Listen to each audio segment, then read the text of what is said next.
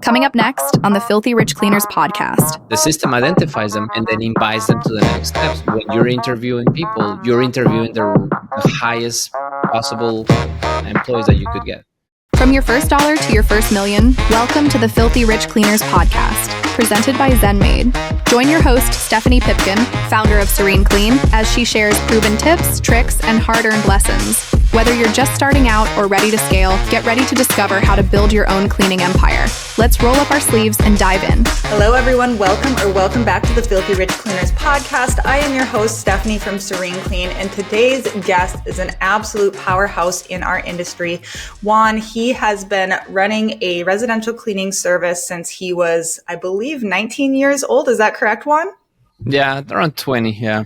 Yeah, you and your wife, Karen, started at such an early age, and I can't wait to hear that story and the success that business has grown to, followed by your incredible recruiting software, PipeHire, which I'm super intrigued to learn about. I've actually never heard about it before we jumped onto this call and I started researching, and I was like, oh my gosh, this is amazing. So super excited as well to learn about that, but would love to hear just in general, starting at such a young age, you and your wife, where did this come from? What was the desire to open the cleaning business? Well, thank you, Stephanie. We really started by mistake. We were part of a multi-level organization that was selling soaps and vitamins to people. And we were not making enough money in that business. We were 18 and 21 at that time. And one of the the people that recruit us saw our situation and say, hey, let me teach you guys to clean homes so at least you guys can get by and and make some money. And so we said, okay, fine, let's show me how to do it, because we'll show you how to do $100 per day. At that moment it was like a lot of money. So I said, sure, let's teach us. So we started training with them, and they said, well, now go find clients. So at that point we started, passing some cards, some flyers, just, hustling with people. And we got started, with just a couple of clients, but we really got started because of this reason. We never thought we wanted a cleaning business. It was really a mistake, but, it's really a blessing now. Was it just demand based? Is that why you guys started hiring? You really started the word of mouth, or how did that start to tumble to where it became a big company like it is today? It really started to grow or to get the word out is because we were doing really good work. Our quality of cleaning, it was amazing. And, we had all the energy all the time. And we were really good with customer service, and customers really loved that mix of, good customer service with amazing quality. And also we were using non-toxic products, all green products, the ones we were selling. So that made people feel special. And back then, cleaning, 20 years ago, with natural cleaning products wasn't really a thing. It was really brand new. It was revolutionary per se. And that made us also give us an edge with people. Well, I was looking at your guys' website, and your guys' understanding of marketing is so beautifully done on your website. First off, beautiful website, but just from an angle, having that perspective of, we're a green cleaning company. But in my opinion, the more important part of your guys' angle is about your staffing. You literally spell out on the homepage, we use all W-2s, and this is why this is superior. And as a company who's only ever ran W-2 employees and have had a lot of people try to go the IC route, and especially nowadays, and I'd love to get your take as, a proponent of remote business ownership with employees. I'd be really interested to see what you think of that. I love that you are so bold in stating why you believe this is superior for the customer's sake. Did you ever get any pushback from anybody in the industry from that? Because that's really, I love just the boldness. The reason I like employees or W-2 employees is because they want to be employees. They want to be loyal to a company. They want to wear a uniform. They want to be part of the team. So you can always, make them do things that independent contractors won't do because they're not your employees. And, when in the culture of the company, when you're trying to teach something specific, An independent contractor may or may not do it, and they might say, I don't like that. I'm independent. So independent cleaners have that problem that is just not your brand, is not how you do things. And for me, that creates a problem of experience. If you really want to retain employees and have an amazing experience with your customers, you really need to teach your employees more than cleaning. That's why I kind of advocate more for W2 employees.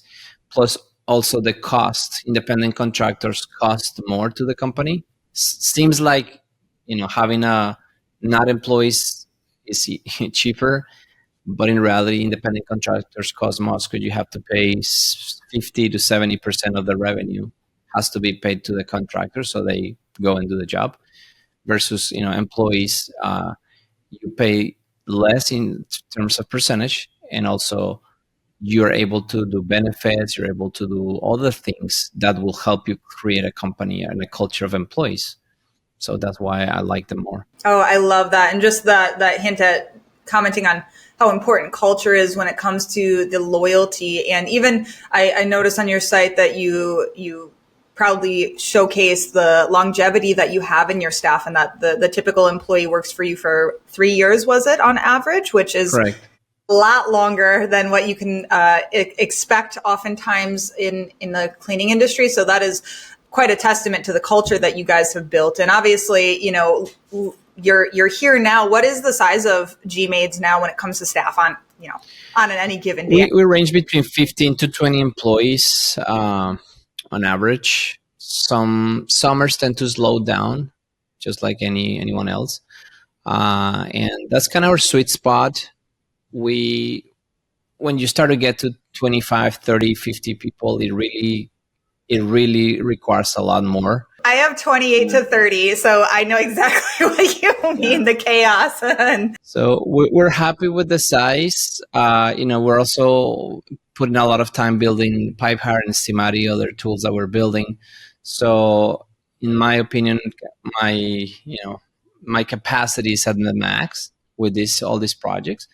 And that's kind of where we are right now in terms of employees. From a management perspective, how do you guys handle that? Do you have an in-person operations manager? Are you and Karen involved in any of the operations, or are you more like, who does what when it comes to actually running each area of the business? My wife is really all behind training employees, employee engagement, really keeping the culture of the company going, and also the financial part of the company. I'm more involved in the marketing and strategic reach out that we do to clients, the brand, how we basically portray in social media, everything that's marketing related. I'm behind that. And we have a local person that does all the actual, hands-on training, onboarding people, teaching employees, rejecting employees correcting employees for anything that needs to happen in local Dallas. And obviously we have other teams of virtual assistants in different parts of Asia, Latin America, doing all other things that are not required to be present in Dallas. So that's kind of how we are organized as a remote cleaning company. Yeah, because you had mentioned that you guys are in Miami, correct? Is that like full time? Yeah. And then the business is in Texas. Was there any particular challenges that you faced that you had to kind of level up when you did go to remote that you didn't anticipate, or was it all pretty planned out in advance before you guys moved? Well, we started this journey in 2009. We left Dallas that time, and back then being a remote company wasn't really popular at all. So we had to figure out everything from scratch back in 2009. So the main issue was like quality assurance, checking the customers. Obviously, we had 1 or 2 employees that we left kind of running the show, and they were doing inspections and cleaning. But I guess the biggest challenge was believing that we could run a business from different parts of the world. We started in Colombia. We went back to Colombia and lived there for a year. And, we were running the company back then using a Magic Jack and a Google voice number. and picking up on the iPhone 3 back then, and we were managing kind of our phone operations through these devices. And but the biggest challenge was really believing that we could do it and grow the company, because most people say you have to be next to the company and operate it there and be there every day present in order to grow the company. In our case, we were able to 10x the size of the company being away from Dallas. Quick break. If you run a cleaning business, this is for you. The Maid Summit 2025 is the go-to virtual event to elevate your systems, grow your team, and finally get out of the day-to-day. 20 plus speakers, real results, and absolutely zero cost to you. Register today at maidsummit.com. Remember, it's free. Okay, now back to the video. One of the things that I kind of experienced when I did go to remote, which was, I think, 2.5 years ago, being that, I was on the ground with my original cleaners, cleaning beside them. And either way, I was very much involved in the day to day. There was some, I would say, adjustments that had to be made to the culture when it came, like a lot of my cleaners were taken aback at this change of like, how could this work? Not knowing that operationally it was not an issue, but it was more of a culture thing. So being that your guys' culture is so strong, how do you maintain that strength from afar, considering you're not there? Yeah, great question. We normally do quarterly workshops, in-person workshops, where we go, we rent a house, or we ask a client that wants to get a free cleaning. And, Karen mostly goes to these workshops and then retrains employees, explain processes, changes. She always has a presentation to share how the company is doing, in general, updates about the company. And during these events, we obviously, provide lunch or breakfast, and sometimes we bring also like a chiropractor or a massage person to do something for them in the workshop. And quarterly, in my case, for a remote company, is a good balance.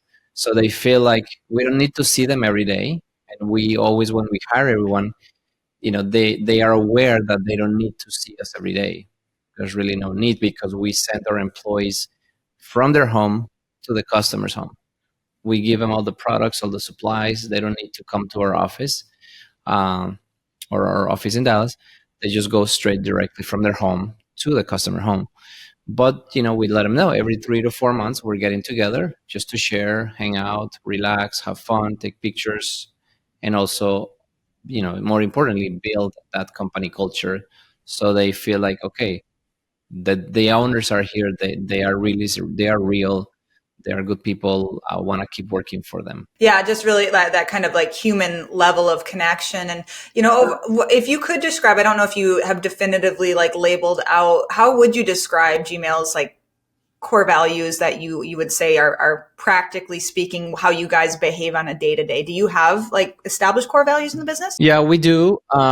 They are mainly, we have them on our website, and they're 5. First of them is we're about honesty. We're really honest about everything. We tell them, this is a trust relationship, because I'm sending you to my customers' homes under my name. So honesty and always telling us the truth about anything is very important for us. Then being punctual or on time to all jobs. Since again, we're not micromanaging every day, and some companies make people come to the office, grab the supplies and products, and then go out and do the job. But in our case, they don't. So punctuality is critical. The quality of the service. Nobody cleans perfectly, but we tell them the quality is what helps you retain those employees. You don't want new customers every time. You don't want to go to dirty homes every time.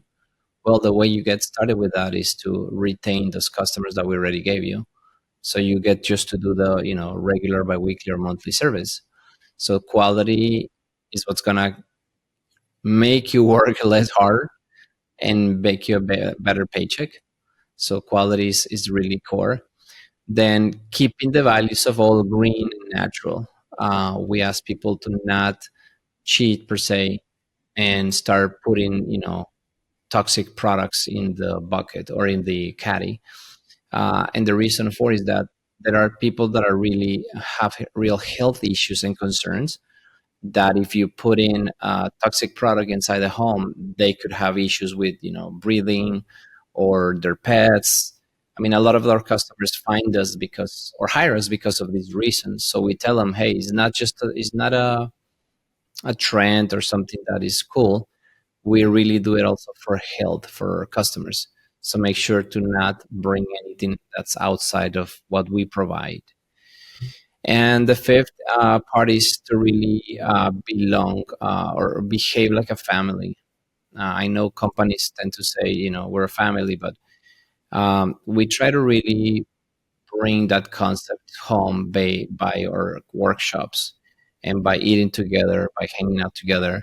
This is kind of what we say, hey, if you're having issue with something or you need some support, uh, hey, here's your friend, here's your partner, here's all these people sometimes are going through the same situations. Become friends, hang out, help each other.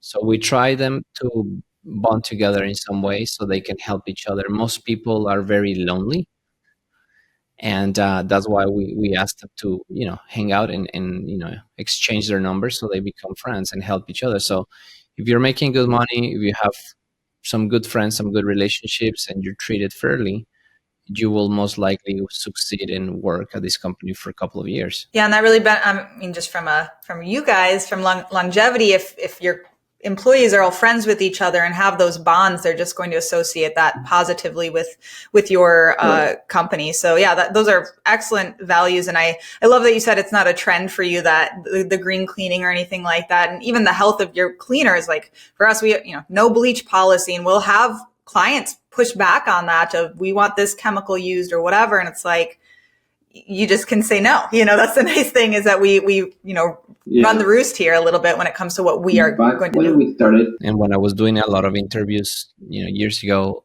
I never thought this was possible, that some people will say that their nose will bleed because so much use of chemicals and Clorox.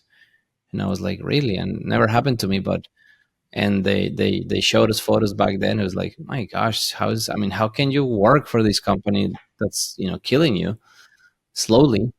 And that's why we said, this is a real problem. And most people still clean with these products, but it is a real problem. And back then, I remember that one of our selling points to clients was like, hey, when we put all these chemicals in you, if we put all these chemicals in your floor and you're taking a shower, you're absorbing some of it through your feet. Yeah, I've seen studies released where they look at long-term like janitorial staff, and they have higher rates of many diseases, especially lung related, because of that exposure to chemicals over years. So, it's to be like you said, these are our homes, and if we're putting that into our homes, you're going to be exposed to it more. Do you have any pushback then on scent? Because that is something that we have had an issue with prior, with clients saying, it doesn't smell clean enough because we're not using the heavy chemicals. Yeah, definitely.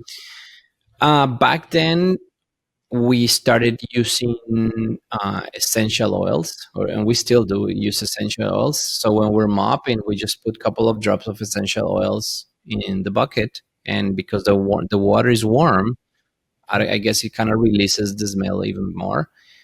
And if you look at our reviews, like a bunch of them, like a huge amount of our reviews says they love our peppermint smell and how it smells clean, but without the toxic scent. So that's how we've overcome the natural products don't have a strong scent. And people really love this because it feels clean, but it doesn't slap you in the face with the smell. It's really is nice. It's very nice. Yeah, and honestly, like from a bottom line standpoint, like cleaning with our all purpose is like Dawn water and essential oil, and it's like that's very affordable. I mean, the only product that's not affordable is the essential oil per se. The ounce of good peppermint essential oil is expensive, but the rest of the products are really affordable. Water, vinegar, and a multi-purpose cleaner.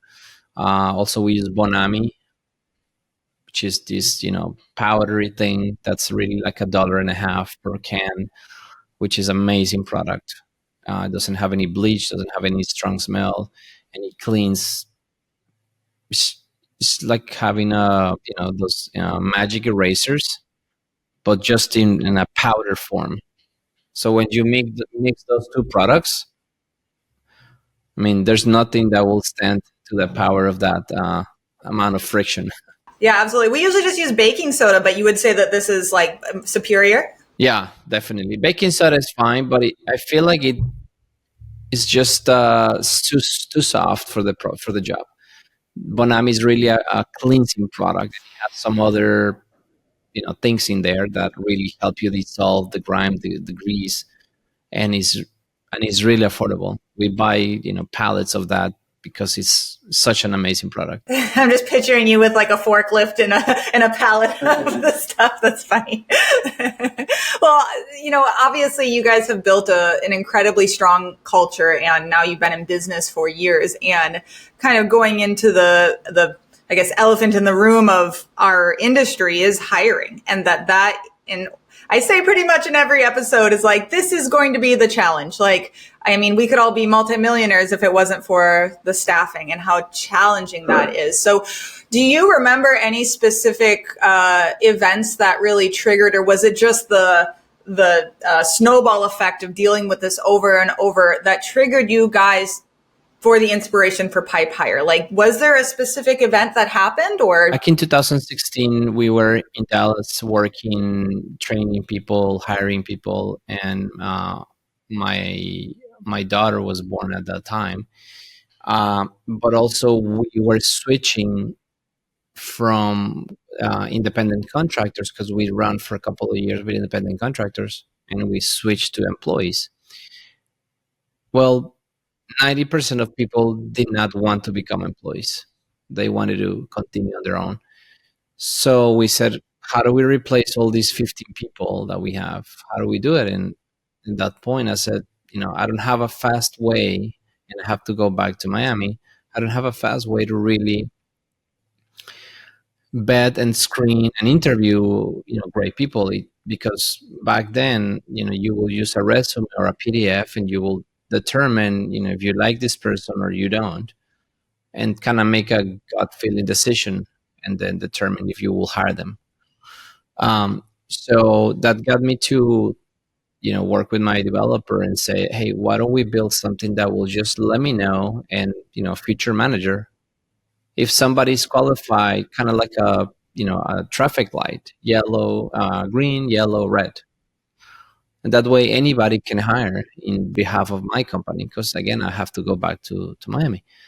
And so we started working with that, and internally we developed a tool for Gmaids, which was kind of the inspiration that we've been perfecting for PipeHire, which really removes the guessing of, is this the right person or not for the company?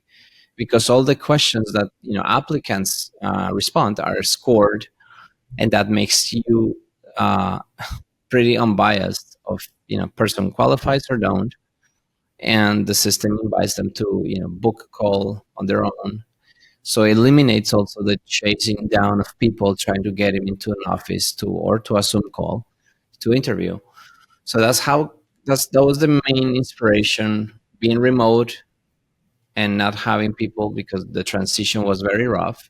Most people do not do the transition because they will lose a lot of the people. Yeah, it feels like you're stuck when you're running ICs and you're like, I see the benefits of W-2s, but like you said, why would they want to? Like it feels, it's like you have to completely start over, because it's a totally different mindset of, like, I don't want to say control in a negative way, but yeah. They have different desires and interests, and an employee has one way of thinking. They want a steady paycheck. They want a good place to work. The contractor is more of an entrepreneur person. They want to be on their own. They want to do their own thing.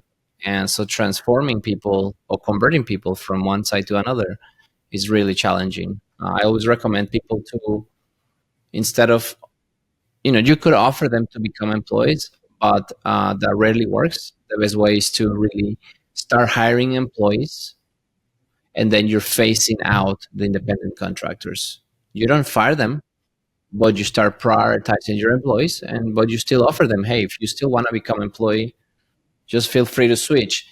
But that rarely works. So basically, you would run both and phase the ICs out and give more of those hours to the W-2 with the option of, hey, you can become an employee, but you have to agree to all of this. I love that. That's a great strategy.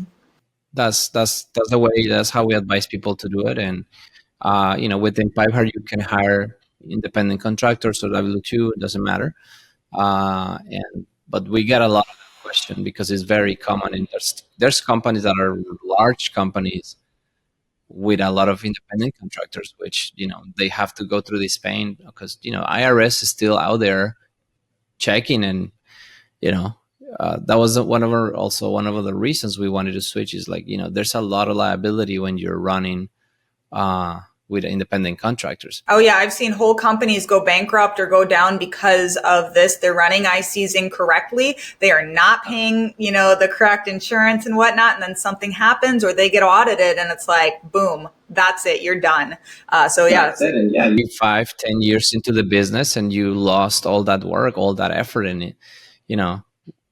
We are now in their 20th year. I mean, why would you want to, do this type of mistake and at this time of, I'm, 20 years into this business. So we fixed this back in 2015, 16. So I'm sure the software, evolved over time and it's constantly getting tweaked, but could you describe the main features that it offers and like if you're selling it to me, because I am somebody who exclusively uses Indeed free, because I don't want to pay Indeed. It's very, very expensive and not super, yeah. It doesn't really work, it feels like. So could you just explain like the software in detail?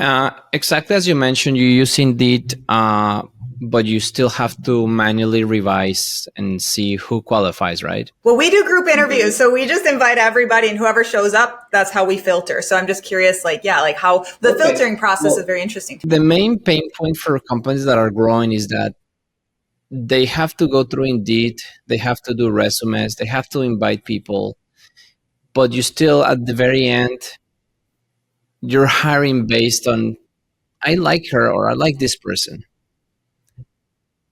And when you're remote and you're traveling around the world, to give this decision, because the decision of hiring somebody is critical. It costs you money. It's going to cost you possibly customers. It's going to cost you bad reviews. So when you're giving this responsibility to a manager, you cannot just tell them, hey, just wing it, just whoever you feel like. So that was the basis for PipeHire.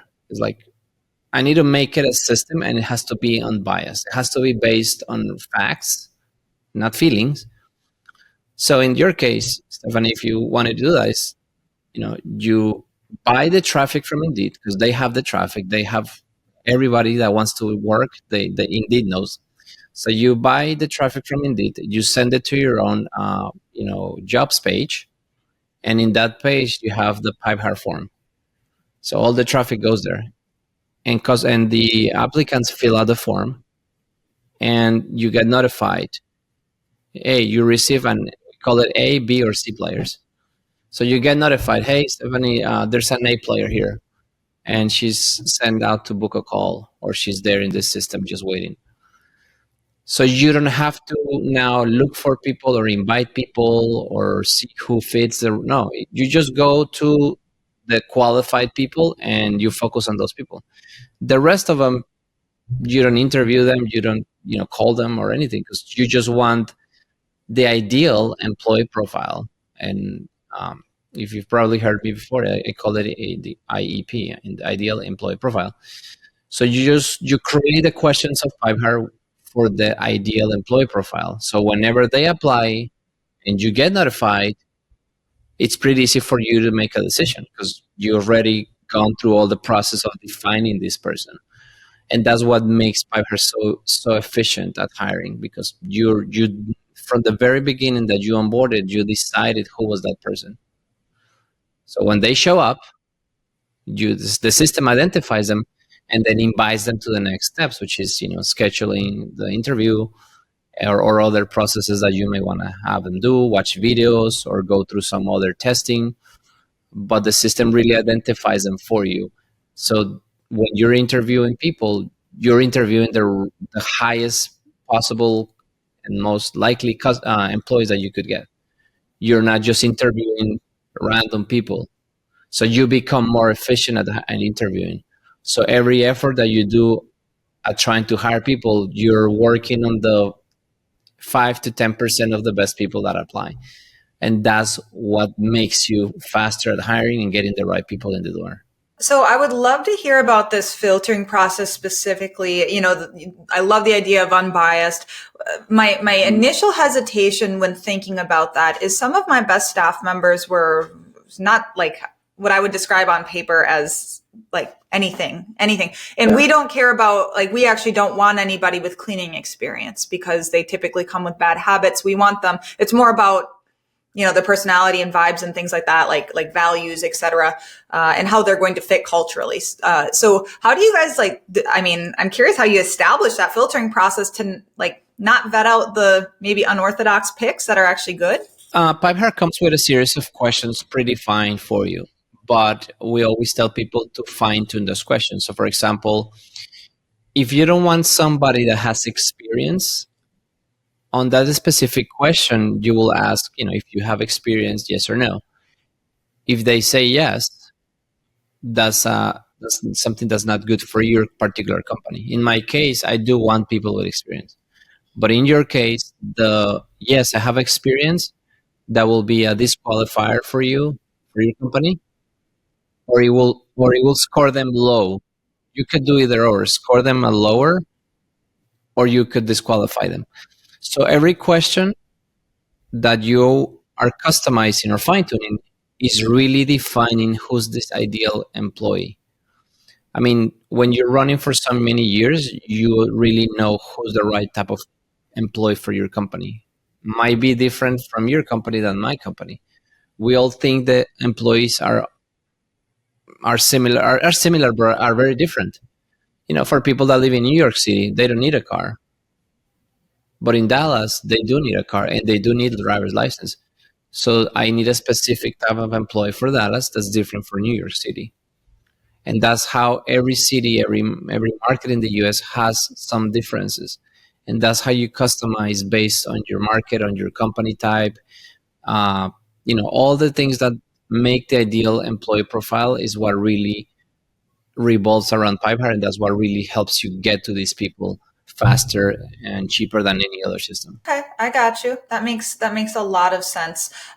Because either way, there is still so much time spent on, interviewing every week, and not saying that wouldn't happen, but it would be good to have that extra layer of filtering. Because for us, them showing up to the group interview is the first layer of filtering, for us. But either way, there's still time that's being spent there. So I'd be curious. When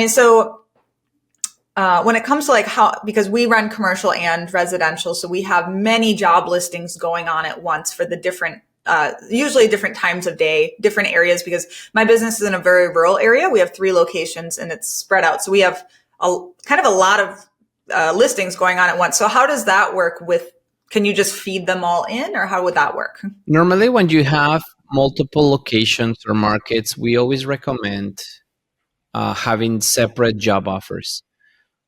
Because you don't want to mix possibly the people that are working, the town and versus the ones that are running around all the county driving for many miles. So I would normally recommend to create a separate job offer with the specific questions and things that you want them to do or qualify them.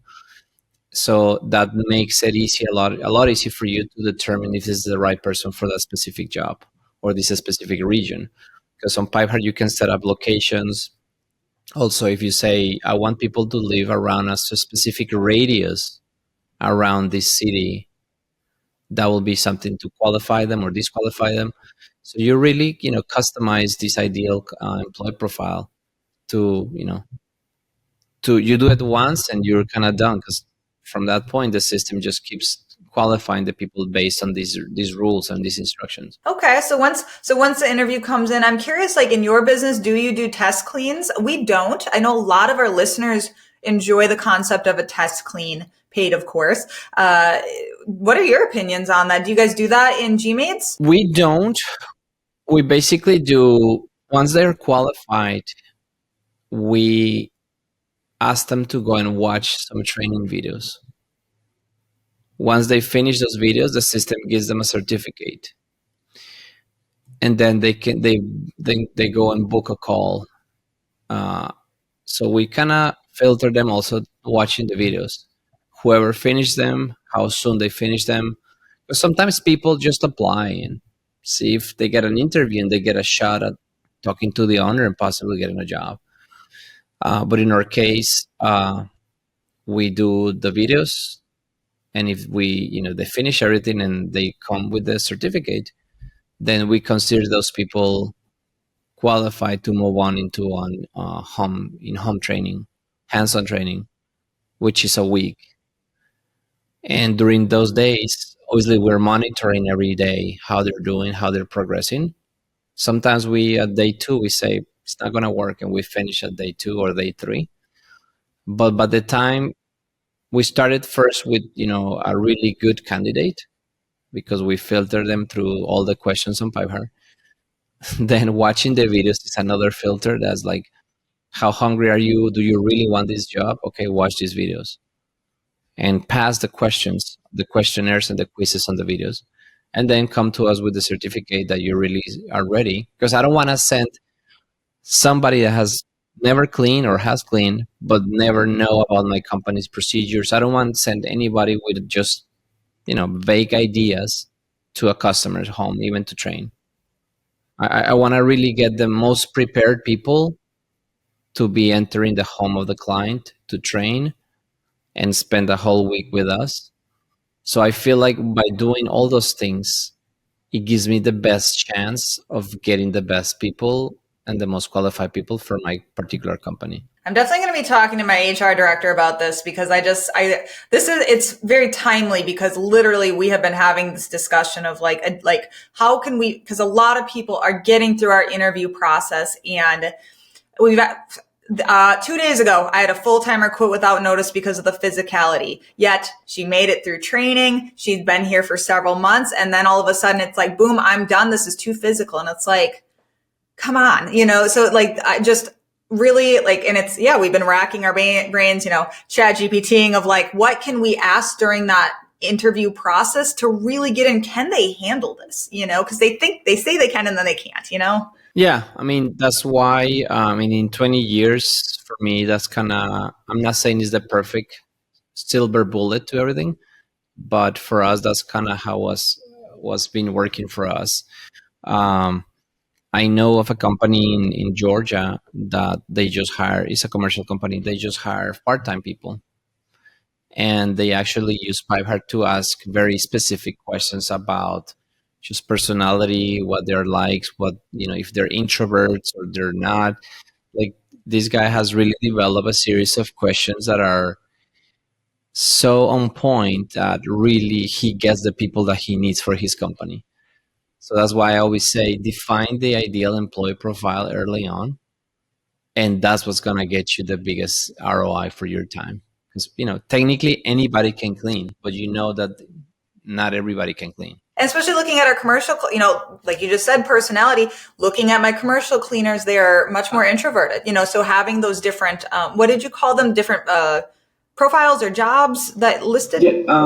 Job offers. Job offers. Okay. Got it. Well, I'd love to hear just in general, as we wrap up, any like big success stories or changes in some of your customers' businesses since implementing PipeHire. Obviously, you have your experience, but recently, obviously, you just described this company in Georgia. Anybody else that stand out? Yeah, there's another company in California that they hire independent contractors because California has so many difficulties with labor employees, and they ask them to upload, the insurance certificates and all this paperwork needed, and his hiring process is very lengthy, but it's because he's in California. He needs to make sure that some things are done, and he's grown a lot his company because he was able to really fine tune this process. Again, there's hundreds of people that are really ideal employee profiles in your city, but you don't know who they are until you really define this process. I mean, we don't need thousands of employees, right? To have a successful company, we don't need thousands of people. We need maybe hundreds of people at most. So a really good time that you could spend with your HR team is to really say, let's look for the last years, who and how and where and how they behave. Who's the right person that has worked well, has stayed for a couple of years here, that really impact the company positively, and then determine those characteristics and all those things that you say, okay, I know how my ideal employee profile looks like. Okay, these are the characteristics and these are the questions I'm going to make. And if you spend time doing that, that's what's going to give you the most ROI for the HR part. I love that, and definitely we'll be doing that, and we will be looking into PipeHire. I know, guys, to my audience here, like you have heard me say over and over how our hiring process works pretty good, but it doesn't mean that there can't be always improvements, and that's where software can come into handy, especially when you're trying to scale and trying to stay on top of things. So thank you, Juan, for your time today. This has been really fascinating to hear about your journey. Where can people find you? Is there any events that you have coming up? I know that you and Karen are both very heavily involved in the Spanish-speaking community in our industry. Is there any future events that you guys are looking at? Yeah, we just finished our event called Panorama here in Miami. It was last week, literally. It was amazing. About 120 companies in the event. Some press, half of them online, half of them in present in Miami. And yeah, we really want to develop the Hispanic community because, there's a lot of voids of knowledge in this community. So panoramaconferencia.com is the page for that. And also you guys can find me just by on Instagram, with my name, Juan Chaparro, or in my own website, juanchaparro.com. That will be a way to find me, and happy to answer any questions that you guys have on hiring. Awesome. We'll definitely link all of those resources in the description of this video, as well as linking PipeHire. Do you have a free trial or anything? Yeah, there's a free trial, definitely. And maybe we can create a custom code for you guys if anybody wants to try it and give some extra time or discount, something we need to talk about. But yeah, definitely go to pipehirehrm.com. and just give it a try. Awesome. We'll definitely talk about that and see if we can get that for our listeners. But thank you, Juan, for your time. I really appreciate it. And I'd love to connect in the future again, because you guys have quite the story and influence in our industry. So thank you so much. Thank you, Stephanie. Have a great one. You too. And guys, hit that like, that subscribe, and we'll see you in the next episode of Filthy Rich Cleaners. Bye-bye.